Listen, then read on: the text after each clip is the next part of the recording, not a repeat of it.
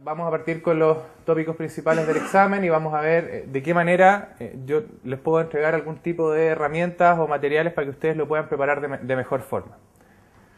Entonces, pasemos directamente a con qué cosas yo me puedo preparar para los exámenes Microsoft. Y ojo, esto de acá es genérico, sea Exchange, sea SQL, sea la tecnología que ustedes quieran certificarse.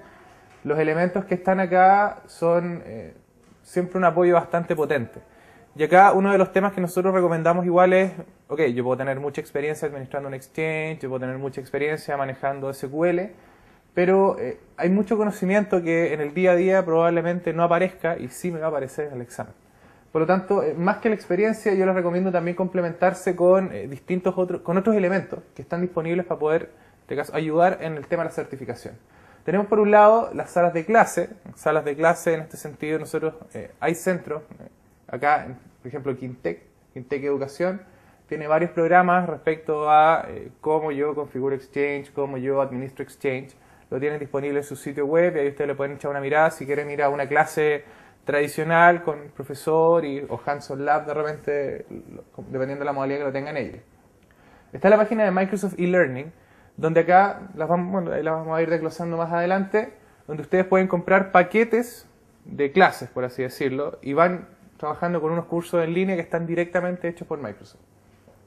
La serie de Pressbooks, los libros, por ejemplo, como los que tengo acá, hay otros libros más. De hecho, hay un libro que salió hace poco que está orientado única y exclusivamente a la certificación de este examen. Así que y no tiene un precio tan alto como uno podría creer. Así que también les voy a dar el dato ahí para que sepan dónde sacarlo. Obviamente los Hands-on Lab, que de repente nosotros mismos se los podemos hacer llegar cuando existen, o los que pueden obtener desde estos cursos, súper interesante para poder preparar el examen. Si tienen posibilidad de ir al TECED en Estados Unidos o cuando los hacen de repente en otros lados, también es una súper buena opción. Y los exámenes de práctica, que estos para mí son vitales. O sea, cuando ustedes puedan, es lo mismo que hacer el facsímil de la PSU preparando el examen. O sea, acá van a tener los mismos tipos de preguntas, el mismo nivel de preguntas. Así que si quieren preparar el examen y se sienten un poco inseguros de ir a dar el examen y ocupar el voucher, inviertan un poco de tiempo con los exámenes de práctica que les va a ser bastante útil. Los entrenamientos en la sala de clases, por ejemplo, acá les tiré un pantallazo de lo que ofrece Quintec. Quintec tiene un programa que, en este caso, dura, por ejemplo, 40 horas, que está orientado a configuración, administración y troubleshooting de Exchange. Ok, acá están las fechas de esto está todo actualizado, lo saqué el otro día de ahí. Para que si eventualmente ustedes se animan a tomar un curso de este estilo, pueden visitar acá el sitio de Quintec, se ponen en contacto con ellos y van a tener ahí el entrenamiento tradicional. Esto es lo que yo les comentaba de la página de eLearning. Ese es el sitio web, es microsoftelearning.com. Acá obviamente me voy a encontrar con todas las tecnologías Microsoft. En el caso de Exchange, por ejemplo, ese curso en particular, Deploying Exchange Server 2010, es un curso de 2 horas. Yo puedo comprar por suscripción, ahí están los precios, cada módulo tiene distintos precios, etc. Puedo comprar unos paquetes. Pero acá a mí lo que me entrega es la posibilidad de, por ejemplo, uno orientado a alta disponibilidad, igual, 2 horas y un poco. Esto lo que te ayuda es a tener una clase con, obviamente, alguien que te relata, con audio, y uno va viendo una especie de video y también tiene elementos de interacción con los cuales yo puedo ir también un poco agarrándole más el gustito al tema de cómo meter las manos al Exchange. Esto también es un punto de partida súper bueno. Si a lo mejor yo estoy medio limitado de recursos en mi organización en términos de hardware o de software para poder hacer pruebas, puedo comenzar por acá buscando algún tipo de información interesante. Los Pressbooks, en este caso en particular este libro, que salió no hace mucho, que es el libro del examen. O sea, si ustedes quieren irse a la segura, tienen acá el libro del examen de la serie Microsoft Pressbook. Lamentablemente acá no nos ha llegado todavía. Está de octubre del 2010, salió hace poquito tiempo con el Exchange. Y acá la gracia es que viene con todo el kit oficial de preparación del examen. ¿Okay? O sea, acá vienen cubiertos los tópicos. La estructura del libro está pensada para estudiar para el examen. No es un libro de administración de Exchange, no es un libro de una consulta rápida. Este es un libro orientado única y exclusivamente a preparar el examen. ¿Dónde lo consiguen? Acá yo lo busqué en Amazon y está a $40 con Super Saver Shipping. En fin. Pero ustedes eventualmente, si tienen acceso a Amazon o a alguno de estos catálogos en línea, no es un precio muy alto para poder preparar este examen. Los exámenes de práctica, como yo les comentaba, súper importante, ojalá poder tener acceso a ellos, porque eso, este acá yo creo que es el punto más crítico, te elimina el factor sorpresa. Más si yo no conozco cómo son los exámenes de certificación, el poder hacer un examen de práctica me va a ayudar bastante a agarrar confianza al día que yo tenga que dar el examen real. Kaplan es una empresa que tiene bastantes exámenes disponibles de prueba.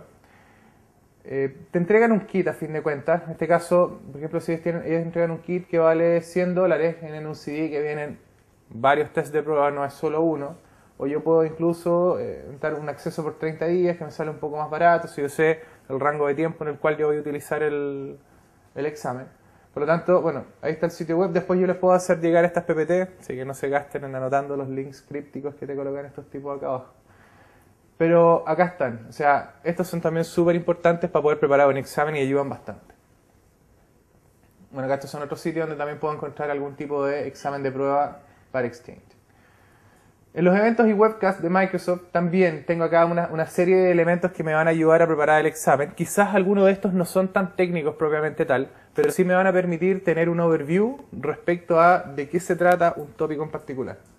Tenemos los webcasts, que estos están en constante actualización, los videos, y los más importantes que van a encontrar acá son los Virtual Labs.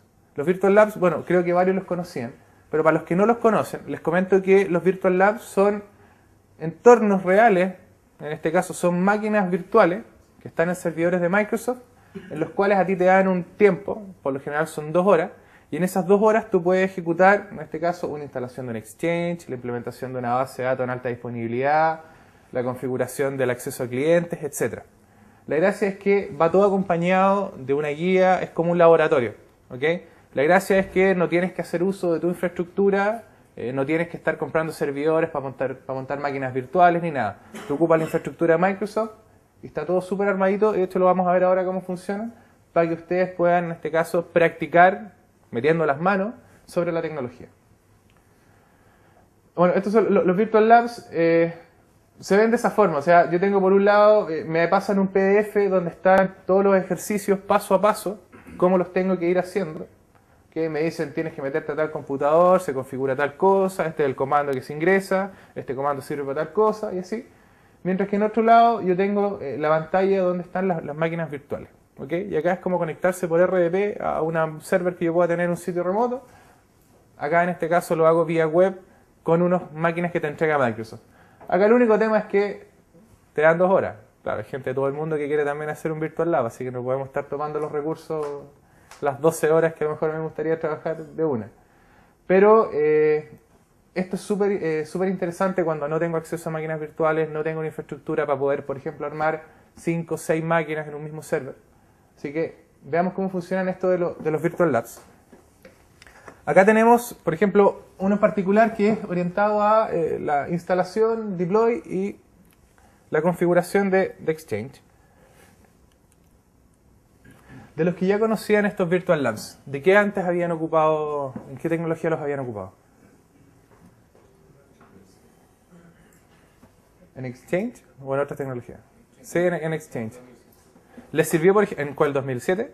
Les sirvió, por ejemplo, el típico que uno de los temas, por ejemplo, complicados de repente de configurar y que siempre lo preguntan en los exámenes, es el tema del Unified Messaging, el poder tener el voicemail dentro del Exchange. Si yo no tengo la infraestructura en mi empresa para poder conectar la PBX con mis a lo mejor las máquinas virtuales que yo pueda tener en mi laboratorio, va a ser complicado que yo pueda probar el rol de Unified Messaging. Esto te da acceso a que ciertas cosas que no siempre tengo acceso, recursos medios caros, los puedo tener acá, en este caso, a libre disposición. Toman siempre un poco de tiempo. De hecho, te preparan todas las máquinas y te entregan el kit completo para empezar a trabajar. Esto no se gana. Acá voy a abrir el PDF, en este caso que es el que donde me entrega toda la... Lo vamos a ver acá.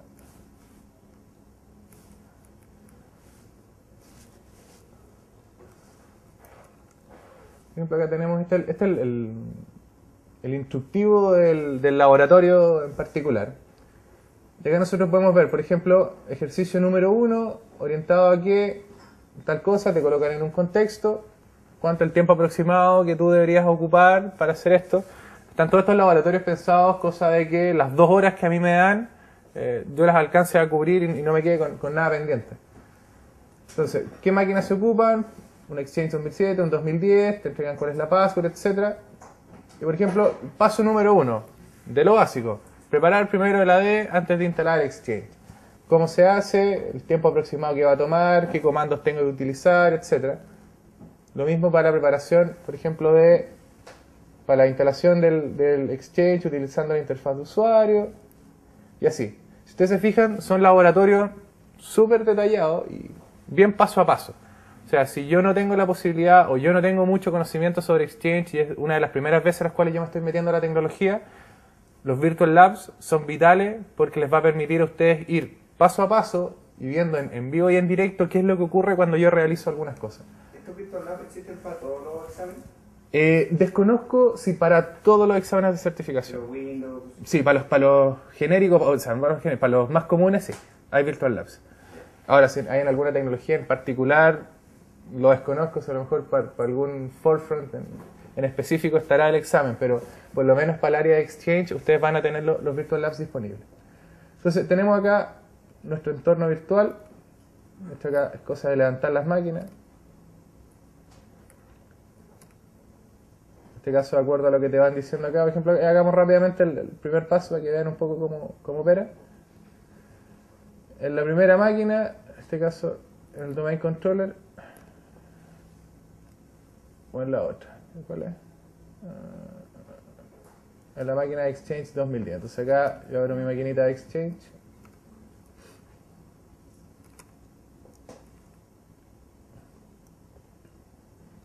Y acá tengo el server, es un Windows Server, lo puedo operar, tengo total acceso a él, o sea, es una máquina virtual más. Y acá por ejemplo me dice que me vaya al Command Prompt.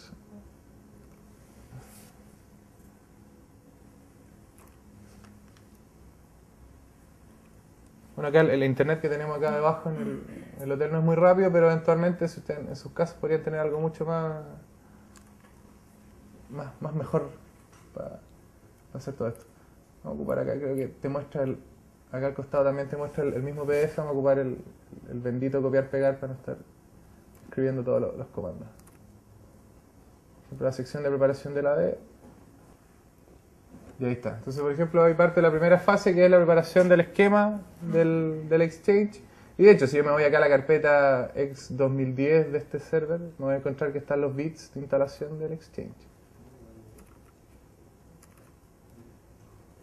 Y ahí está. Así que los insto a que metan mano acá en los Virtual Labs porque están súper buenos. O eventualmente, si no quieren ustedes utilizar la infraestructura que está acá y ustedes tienen acceso a recursos locales para poder implementar esto, bájense la guía y ármenlo con sus máquinas. Okay, bueno, a mí me preguntan cuál es el típico candidato al examen. Bueno, es la gente que a fin de cuentas está todo el día trabajando con el Exchange, que lo tiene que mantener, que lo tiene que administrar. A fin de cuentas tiene que también, aparte de administrar el servidor como tal, tiene que tomar control sobre el servicio. O sea, cómo entrego yo las casillas a los usuarios, cómo les asigno seguridad, cómo les establezco políticas, etc. Y también el tema de monitoreo y troubleshooting. O sea, si un profesional en el día a día, en el caso de ustedes, están acostumbrados a hacer esto, es el examen para ustedes. O sea, vaya a estar orientado y se les va a hacer mucho más fácil si están familiarizados con los conceptos de troubleshooting, de política, de administración, de extensiones de esquema, preparación del dominio, etc.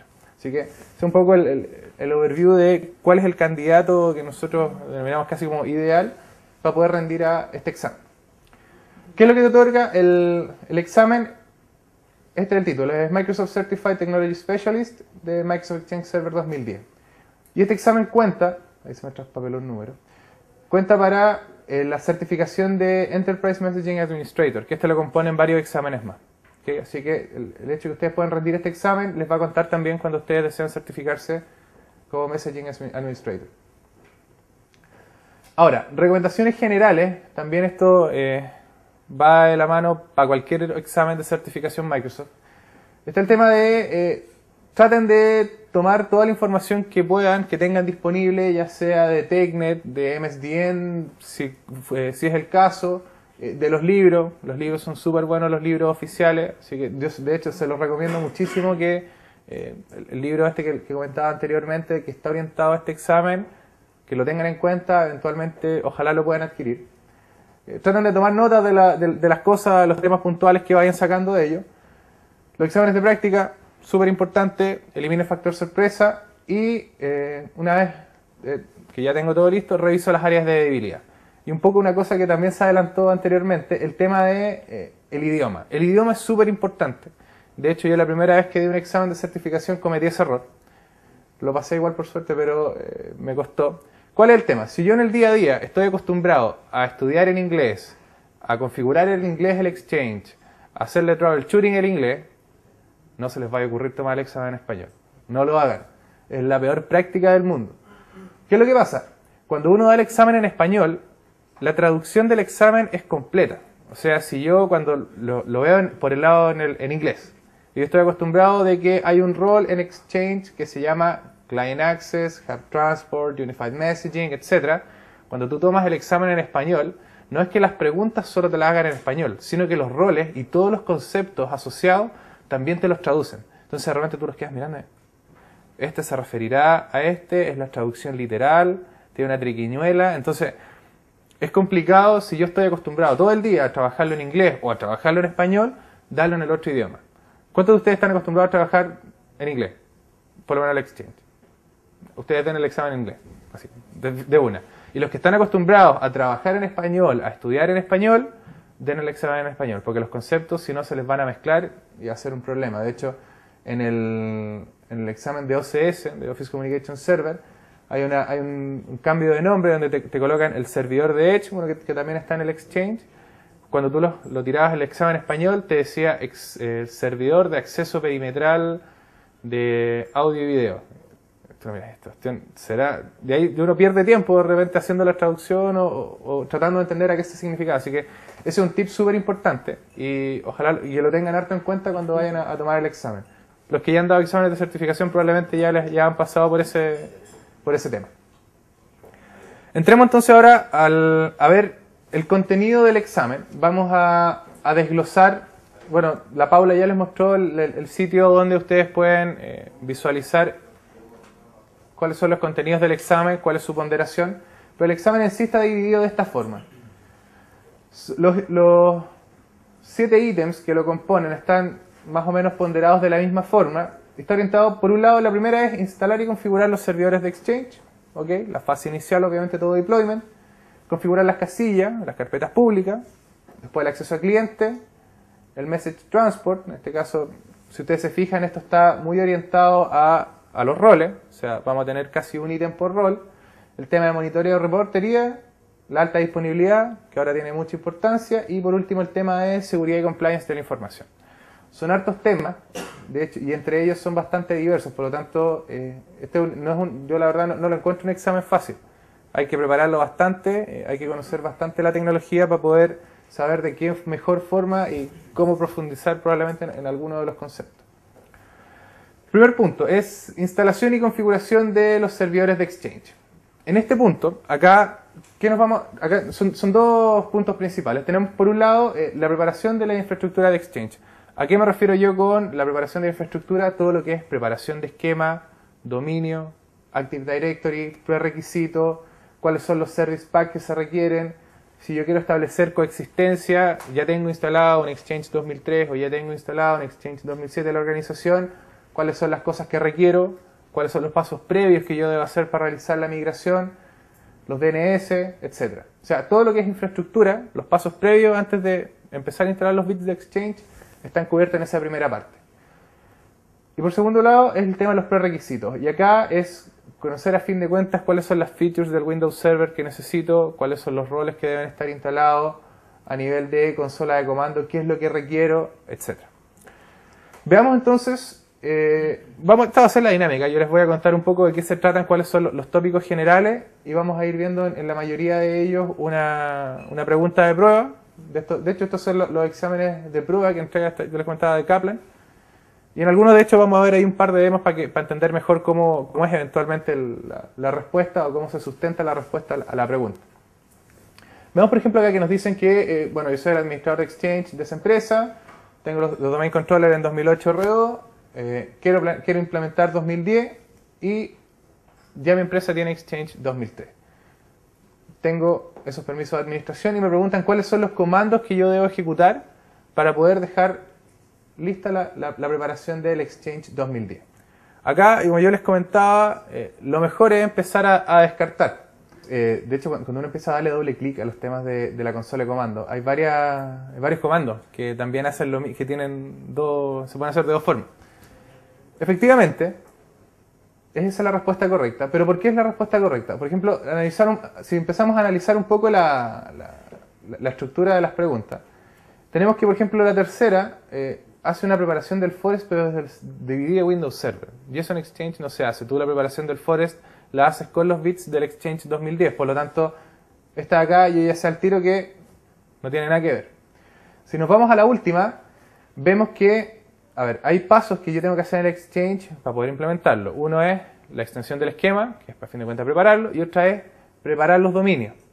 ¿Qué es lo que se hace primero? Siempre se hace primero una preparación del esquema. Por lo tanto, esto está en orden invertido. Tampoco sirve. Y en la de acá arriba, el PS es preparación de esquema. O sea, estoy haciendo la preparación de esquema después que hago el resto. Por lo tanto, por descarte, y bueno, si yo le sigo también la lógica a esto, la segunda es la respuesta correcta. Entonces ven, acá por simple descarte, y de hecho acá tomé el primer ítem, tomé los dos primeros, acá me di cuenta de este que estaba acá al final, yo ya pude responder rápidamente la pregunta, y obviamente corroborándolo con lo que yo ya puedo saber de las implementaciones de Exchange. Dentro de este mismo ítem de instalación y configuración de los servidores de Exchange, tenemos que, en primera instancia, tenemos otro punto que es el tema de los roles. ¿Ok? ¿Cómo instalamos los roles de Exchange? ¿Cuáles van primero? Los instalo por Command Shell para poder agregar o modificar roles. Porque ustedes saben que yo puedo instalar una X cantidad de roles y después en el tiempo puedo volver a agregar más roles a la organización o cosas por el estilo. Así que también está cubierto dentro de este ítem. Si utilizo la instalación estándar o la instalación personalizada, por línea de comandos también para el tema de los roles, si yo quiero hacer instalaciones delegadas, etc. Veamos, por ejemplo, otra típica pregunta que nos aparece cuando nos vamos al tema de los roles. Tenemos la pregunta que usted es el administrador de Exchange de una organización, queremos llevarnos a 2010, ¿cuál es el orden ideal a nivel de roles con los cuales yo los debo instalar para que esto funcione bien? Acá, a diferencia de la otra, yo no tengo selección en este caso de un ítem en particular, sino que me dicen, ok, cargue en este caso un panel donde te entregan algo por el estilo. Y ojo que con esto se van a encontrar también en el examen. Así que no es solamente preguntas de selección múltiple o de A, B y C, D. También van a tener elementos de este tipo. Entonces nos colocan los 4 roles. Acá falta obviamente el rol de Edge. Tenemos, ¿cuáles son las posibilidades? Tenemos el rol de Mailbox, Hub Transport, Unified Messaging y Client Access. Ya, a ver que vayan respondiendo. Si ustedes tuvieran que hacer la instalación de Exchange, ¿cuál sería el orden correcto de instalación de los roles? Client Access primero. Ya, Client Access primero. Después, ¿cuál vendría? Hub Transport. En realidad es primero el Unified Messaging. Yo el último que instalo es el rol de Mailbox. Entonces, claro, estaban bien ahí, parece que están en buen camino del examen. Ese es el orden correcto, el Client Access, porque son a fin de cuentas donde están conectados los clientes. Acá porque es donde yo establezco los conectores de envío y recepción, el rol de UM, y finalmente, que es donde está la data de los usuarios, el rol de Mailbox. ¿Ok? Entonces, esta es otra de las típicas preguntas que les va a aparecer en el caso de cuando hagan alusión a los roles de Exchange. El tema de las bases de datos también está incorporado dentro del examen. Por ejemplo, el tema de los límites, cómo defino yo los límites de las bases de datos, el tema de utilizar la GUI o la PowerShell para poder hacer ciertas cosas. Me imagino que ustedes, los que ya tienen experiencia en Exchange, saben que hay algunas cosas que se pueden hacer por consola, otras cosas se pueden hacer por línea de comando, así que hay que tener claro también eventualmente cuáles son las limitaciones que te entrega la línea de comando, cuáles son las limitaciones que te entrega la consola gráfica. Y bueno, a fin de cuentas, es proceso a fin de cuentas de cómo montar, desmontar bases de datos, crear las nuevas, crear copias, crear réplicas, está también incluido dentro de esta fase. Pregunta típica. Uno es el administrador de Exchange, voy a crear una nueva base de datos que tiene ese nombre en el servidor de Mailbox tal cual. Me dicen, ok, tú la vas a crear con ese comando. Me dicen, necesito mover la casilla del usuario llamado Troy, que está en el mismo forest, a la base de datos nueva que yo creé recién, utilizando ese comando del move request. Y a fin de cuentas, esa casilla de Troy@nutex, que me la lleve a la MB01. La pregunta es, yo necesito confirmar que ese proceso que es el movimiento de la casilla se está efectuando o ya se efectuó correctamente. ¿Qué comando debería ocupar? Acá tengo el comando de getMailbox, de moveRequest, de getMailboxDatabase y de testSystemHelp. ¿Quién responde? ¿Quién se anima? En este caso en particular, tú ocupas ese, la segunda, el getMoveRequest. Porque mira, de hecho es uno de los conceptos que ahora están en Exchange, que por lo general es el mismo comando, que si tú lo precedes de un new, si quieres obtener el status, es un get en este caso la operación. Entonces acá en particular, si yo estoy ejerciendo la operación de new move request, yo lo que necesito hacer es un get move request, en este caso, de ese comando. Si el proceso de movimiento de la base de la casilla del usuario a nivel de base de datos a la MB1 se ejecutó correctamente. Esa es la explicación. De hecho, creo que la podemos... Esa es la respuesta. Vamos a ver que el internet de acá me permita conectarme a un server que tengo ahí de prueba para poder ver. Y vamos a ver cómo cada uno de los, por ejemplo, de estos elementos que te colocan, cómo uno de los otros, en realidad no te entregan lo que uno pidió acá. Tenemos acá nuestra consola de comando. Por ejemplo, me dicen que el movimiento lo hicieron con un... Bueno, acá obviamente yo no tengo los mismos nombres. Esto es un entorno de prueba que ocupo para otras cosas. Así que vamos a ver que hay unos pequeños cambios respecto a los nombres. Así que para que un poco se coloquen en contexto, el dominio se llama demolink.cl. No tengo a los mismos usuarios, sino que tengo algunos personajes ilustres acá dentro de mi entorno de demo.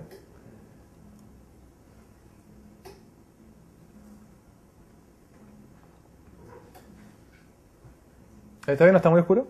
¿No? ¿Está bien?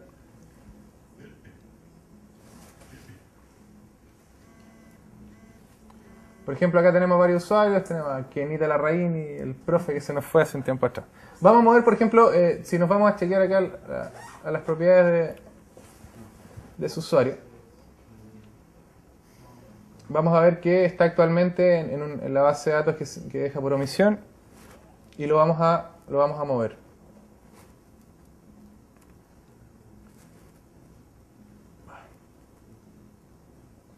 Se encuentra en esa base de datos y lo vamos a mover de esa con el comando que ocupamos recién. Tenemos otras bases de datos acá.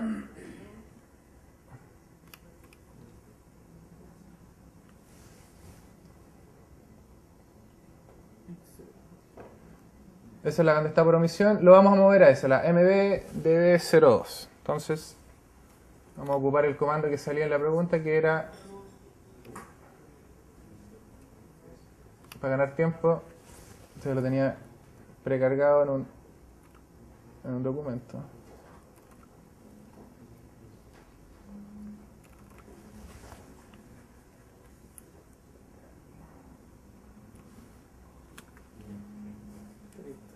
Está listo, sí, para ganar tiempo, para no estar escribiéndolo. Entonces, ese es el comando. Ejecutamos.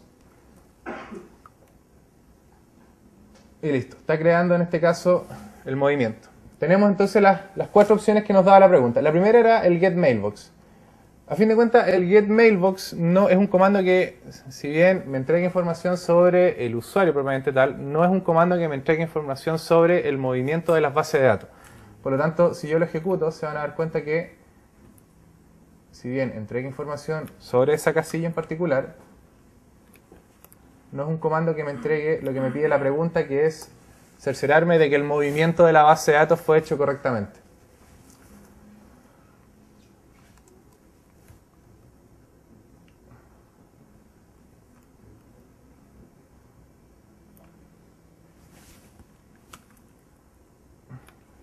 ¿Qué es lo que me entrega ese comando? Simplemente el alias, el nombre, en qué servidor está, pero no me entrega en qué base de datos está. Así que, obviamente, ese comando no me sirve. Probamos el segundo, que es el getMailbox_database, en este caso, con los parámetros, algo con el identity. Si eso está tal cual, como sale acá, hay problema de sintaxis en la pregunta, por lo tanto, descartable. Tercero, getSystemHealth. Este, de hecho, es el más lejano de todos es la pregunta más descartable de todas las que aparece, la alternativa más descartable. Esto es, a fin de cuentas, un check del servidor, así que olvídense. Pero veamos qué es lo que pasa con el último, que es el getMoveRequest, que era, a fin de cuentas, la respuesta correcta.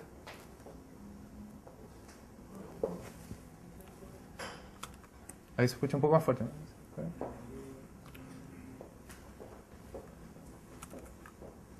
Ejecutamos el getMoveRequest.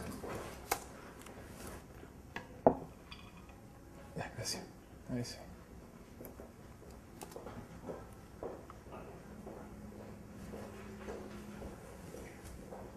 Aquí me va a aparecer no que está completo, pero sí que está en proceso de movimiento. Ahí está el movimiento in progress en este caso, a la base de datos que se había ejecutado. Entonces, por lo tanto, ahí queda comprobado que esa era la respuesta correcta.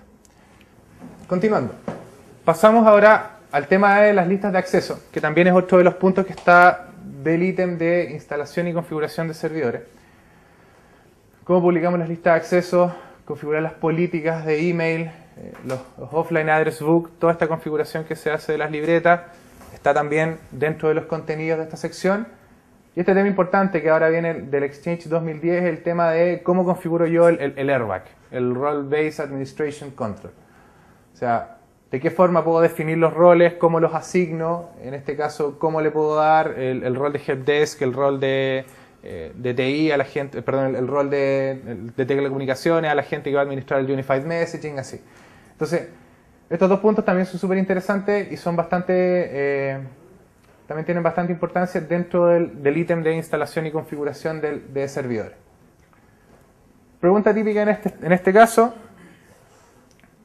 Yo soy administrador de Exchange, necesito hacer un update de la Global Access List, de la Global Address. ¿Qué debo hacer? ¿Qué comando debo ejecutar?